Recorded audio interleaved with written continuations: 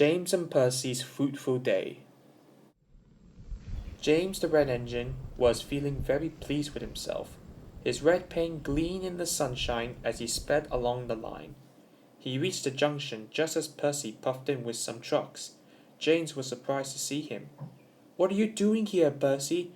You should be at the next station by now. You're late." "I know," sighed Percy. "These trucks have been troublesome all morning." "That's no excuse, Percy. Nothing should stop us. The Fat Control relies on us to be on time. Now if you excuse me, I'll be on my way." And James puffed importantly away. "Bossy buffers," muttered Percy. James arrived at the docks. It was market day. The harbour yard was filled with the sweet smell of fruits from faraway lands. The fruit was delivered in big ships. James watched as strawberries, oranges, melons, bananas, and apples were carefully loaded onto his trucks. Then he set out to the market town on the main line. On the way, he met Thomas. "Really reliable, that's me," panted James. "Pity the same can't be said for Percy. Beep beep, goodbye."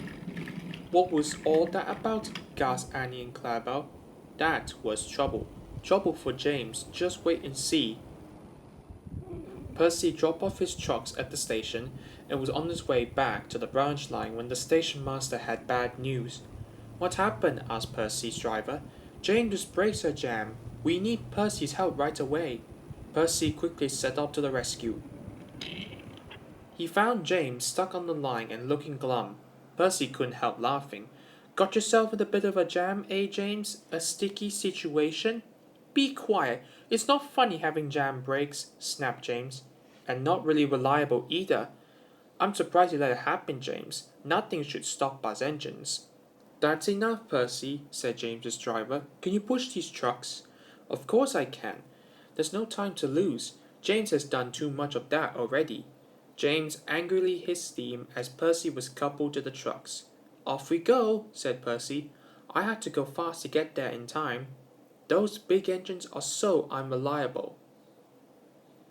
"Be careful, Percy," called his driver, but Percy was in a hurry. He got so much in his head that he didn't see that the points had failed and that he had been diverted into a siding.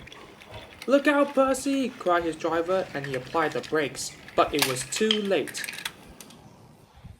The driver and fireman had jumped clear, but squash fruit squirted all over Percy. The Fat Control arrived with Harvey to clean up the mess. "Percy, you are not to blame for the points failure, but I do not run a jam factory." "Yes, sir. No, sir." And Percy scrolled sadly away. That night, the shed was silent.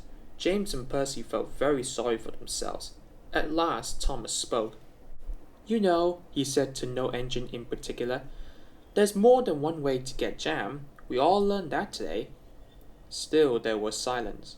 "What's more, we also learned that sometimes when engines help each other out of a jam, things can still go wrong."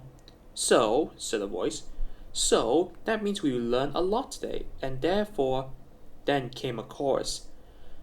"We're really useful engines after all."